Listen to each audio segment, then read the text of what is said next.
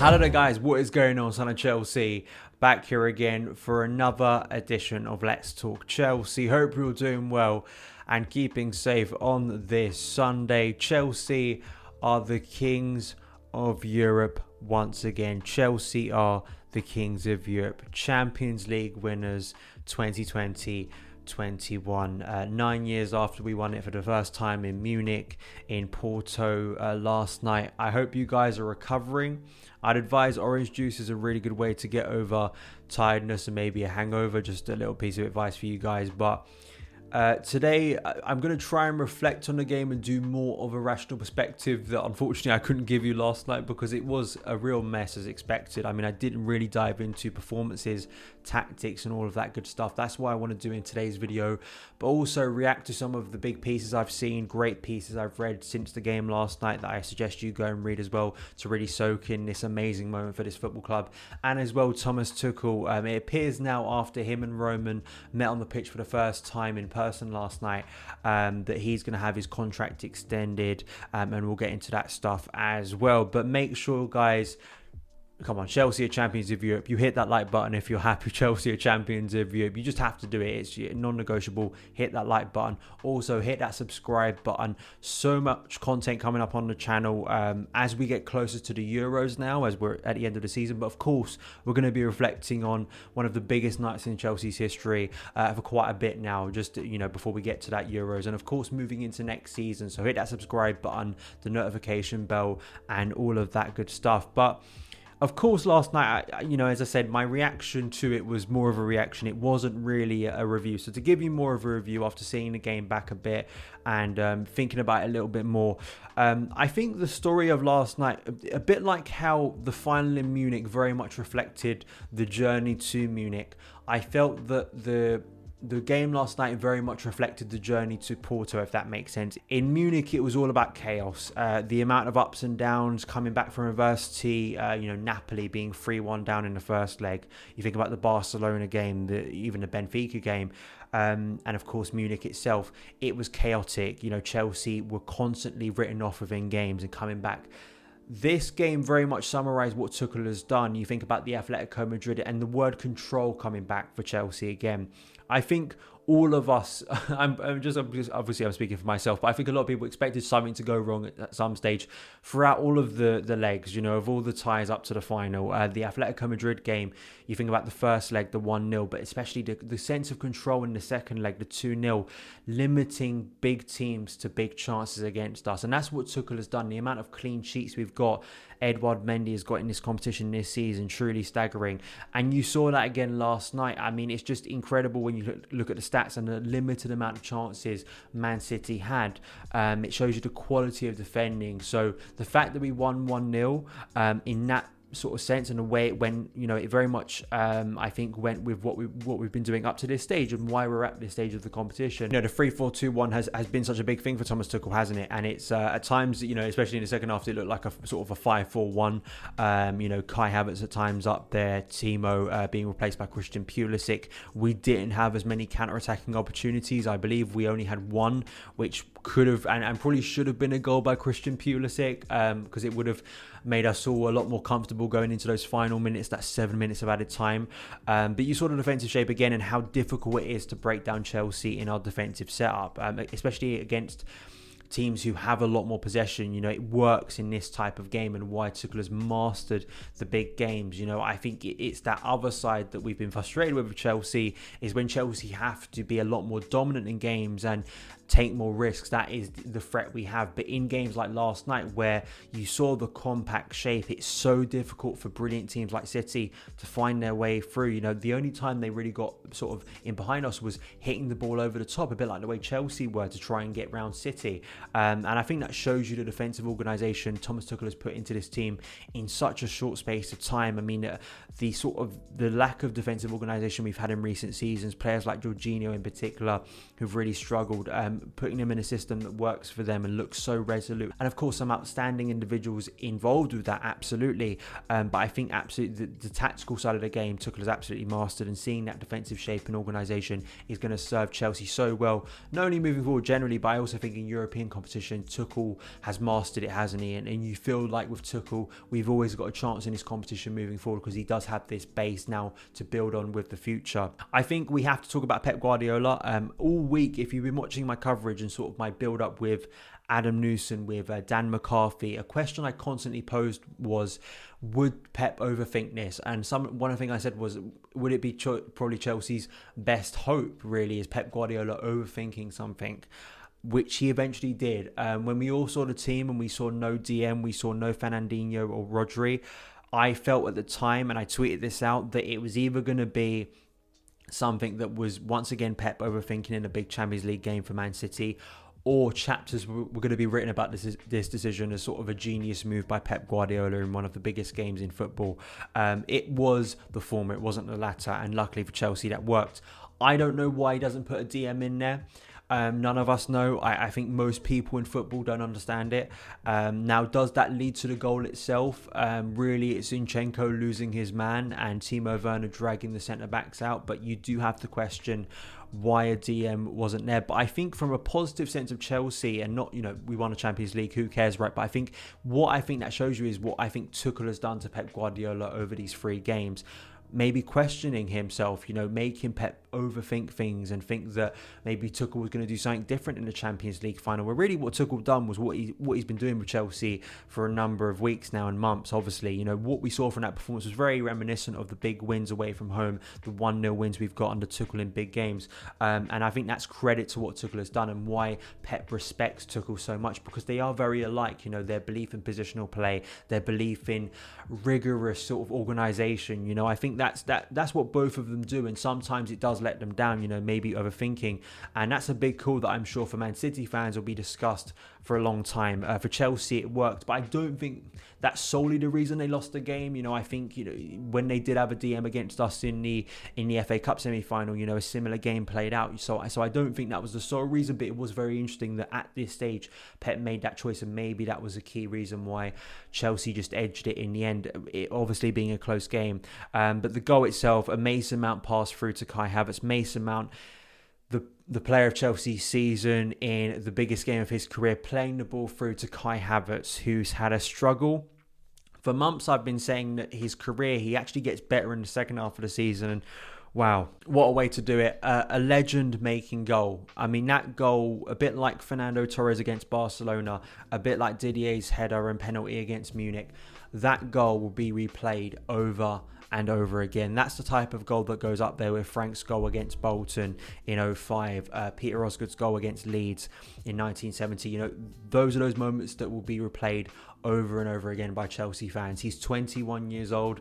I loved his post-match interview. It was absolutely majestic. Of course, him swearing not a care in the world basically about his transfer fee. He's just won Chelsea the Champions League, and that fee has been repaid within 9 months. It has, hasn't it, with that goal. And you saw once again the quality of Kai Havertz, why Chelsea went out for him last summer, why we were so excited to see him join the club, the feeling that he was a generational talent, and he's had some big struggles this year, but Tuchel made the right call. I was talking about Hakim Ziyech, but you saw Kai Havertz there, the difficulty City found, and those, he is like, I've constantly referenced Nini FC, talking about him as sort of a German ghost, and that's not him sort of like being not involved in games. It's him being able to find pockets of space and being able to get there, not sometimes as sort of obviously as other players, but he just drifts into space so intelligently and just drifts around that pitch so elegantly at times as well. So it's wonderful to see, and of course the big goal that wins the game, and a wonderful moment to end what has been a challenging season, but sets him up amazingly well for next year as N'Golo Kante, Ballon d'Or. I mean, I just put in my notes, I've put N'Golo Kante and Ballon d'Or because so many people last night were talking about N'Golo Kante. Why can't he win the Ballon d'Or? I think it's a great argument. I don't know why not. He is the best midfielder in the world. When he plays like, I've constantly said this, when he plays like that, he is the best midfielder in the world. You put any midfielder in front of me, I'm going to reject them. N'Golo Kante, we are so blessed to have this player at our club. You think about the narrative of him in recent seasons, the injury struggles even before this game, and maybe some doubt around, it's not, the doubt around N'Golo has never been his ability to get back to this stage, because we've seen it over and over again in his career. What an astonishing career he's had in actually a short space of time, winning everything. It was always that fitness, concern, and maybe those fitness concerns will still be there, and you do have to manage Kante well. But as Tuchel has done, if you manage him well, if you get him in the right system, or at least you understand the importance of N'Golo Kante, he can work in any system, of course. But if you can get the best out of him, get that energy within him, and unleash him in big games like last night, he can single-handedly, in a lot of ways, win you the Champions League. Because his performance against Atletico Madrid in the second leg, his performance against Real Madrid in both legs, in particular the second leg, and the performance last night where you saw the defensive but also the offensive side of his game. I think Pep not playing a DM allowed Tuchel to do a lot of what he was doing against Real Madrid, where Kante was able to drift forward a lot more and almost play as a second eight, and that really helped Chelsea. It did to maybe get an overload in the first half, and those interceptions, those tackles when City were trying to break through for Kevin De Bruyne. I mean, it's incredible. It really is. This is one of the greatest midfielders we've ever seen. And as I say, chapters in books will be written about N'Golo Kante and his impact for Chelsea Football Club. He has been that good, an absolute legend now. I think he goes up there with the greatest players in Chelsea history. I don't know how you can argue against it. Premier League titles, an FA Cup, a Europa League, and now a Champions League. I mean, he is absolutely astonishing, and I hope he stays here forever. I hope he can keep on playing for Chelsea, because when he plays like that, he is the best player we could hope for. Reece James, is it a coming of age performance? It is, of course, because it's a Champions League final, but I think a lot of us believed in Reece that he could do this. I actually think last night, I know this is very Chelsea centric, but I actually think what Reece did last night was to prove to Gareth Southgate probably that he has to be on that plane and probably has to be starting in the Euros. There's no doubt. I mean, he shut down Raheem Sterling. Just the authority he had in that performance last night. I just think defensively, the way he's worked on his game and mastered it this year, him and Dave, the relationship those two have. We saw him once again at right wing back rather than right centre back, and Dave making some big interceptions. So Reece James bossing Raheem Sterling. He's going to be on the plane to the Euros, absolutely. And I mean, his age as well. I mean, what he's done at Chelsea, and it was brilliant to see all the young players being involved last night. And it shows you the young players are good enough. We can trust them. They are good enough. Don't let anyone tell you that these young players shouldn't be given a chance and they don't matter to Chelsea Football Club. Don't let anyone tell you that nonsense again. Mason Mount is the guy that plays the ball through, that wins Chelsea the Champions League final. Reece James, arguably man of the match last night. We think about Tammy Abraham. We think about Callum Hudson-Odoi. We think about Billy Gilmore. So many young players. Andreas Christensen, who came on for an injured Thiago Silva, was one of our academy graduates who played and made one of the key blocks last night as well. Christensen was outstanding. Rudiger, of course, he's moving away from young players, but I just think Rudiger, all the doubts surrounding him, all the critics of him, not only this season, I know a lot of people think about January, but I'm thinking about last season when he had those injury problems, and I was a long time calling him the best defender at Chelsea. I always believed in this guy, and when he plays like that, a bit like N'Golo Kante, one of the best centre-backs in the world, the key block he makes for Phil Foden in the first half. Dave, what an outstanding servant for Chelsea Football Club. Finally getting the final piece of the jigsaw, basically. Another legend at Chelsea, a great servant as captain, lifting the European Cup. Ben Chilwell, he's worth way more than 50 million. The best left back in the Premier League, the best left back in this country. And outstanding performance, outstanding form. Both wing backs, but really everyone across the pitch. Jorginho, what an amazing night personally for him. A vindication. He has had so much criticism, sometimes from me, he's had abuse at times, but I think that he has, what a night for him, a fairy tale ending. Even if I still think we need to improve in central midfield, that picture of him in tears, that picture of him with a European Cup, these pictures will last forever. These pictures will make that squad, that starting 11, those players last night, they'll live in Chelsea folklore. No matter what happens now, they will be remembered fondly forever. That's what this trophy does. There's no two ways about it. So all round, we could go on and on and on. Every single player deserves so much credit. But I want to get to the news. I guess the big news from last night was that we're now expecting Thomas Tuchel, surprise, surprise, to sign a contract extension until 2024. This came from Jacob Steinberg. Current deal runs out next summer. Chelsea managers should also get a pay rise after winning the Champions League. I believe Fabrizio Romano has tweeted out something similar right now. So I'll put that up on screen too, in terms of, he also adds about new signings. Of course, Roman and Tuchel meeting on the pitch last night. Not a surprise at all. Not a surprise at all. We know how unpredictable Chelsea is, and I'm not going to try and sit here and tell you what's going to happen next season. I have hopes of what could happen next season, but Chelsea won the Champions League in 2012, and we were knocked out in the group stage a couple months later. So we know how mental this club is, and in a lot of ways, can Chelsea be a stable club? Can we deal with stability over a number of seasons?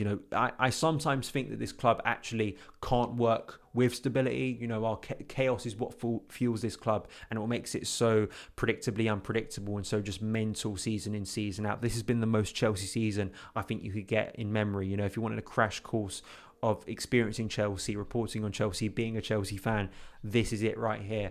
But I think Tuchel absolutely deserves it for what he's done, the way he's held himself from the very first press conference. Go back and watch that first press conference. I think those words will be remembered for a long time. The first two words out of his mouth were, why not? Why not a European Cup? Why not can you lead Chelsea to greater things? And what he's done with this team, the way he's handled himself in a difficult situation, the way he's transformed certain players, and the way he's proved once again, I think that he is one of the best coaches in European football, and he has been outstanding. He really has. So he absolutely deserves that new contract. He absolutely deserves the backing in the summer, and we hope that next year in the Premier League in particular, I think that's the big crown that we're now looking towards for next season.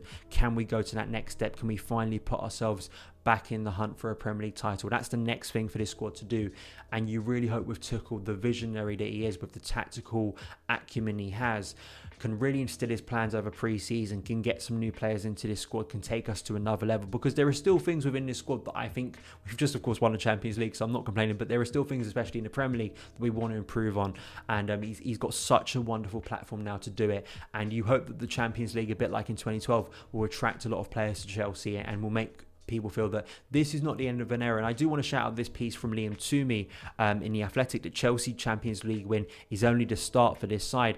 And I agree with him, because in 2012, it did feel like the end of an era. You think about Didier, you think about JT, Frank, Petr Cech, Ashley Cole, so many of that squad.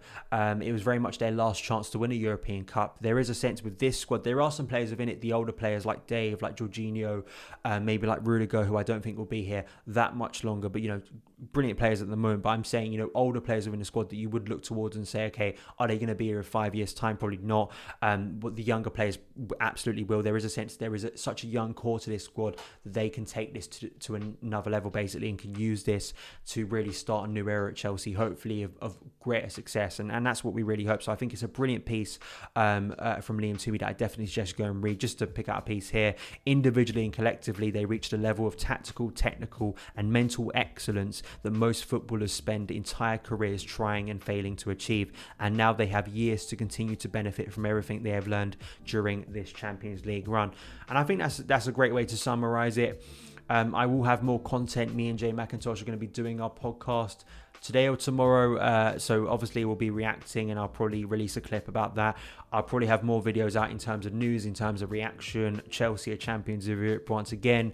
Thank you guys for watching. Follow me on Twitter at SonOfChelsea. Going to be very active on there, very active on here. Hope you have a great day. Continue to enjoy it, soak it up, continue to watch the highlights, continue to enjoy all of it, and I'll see you again.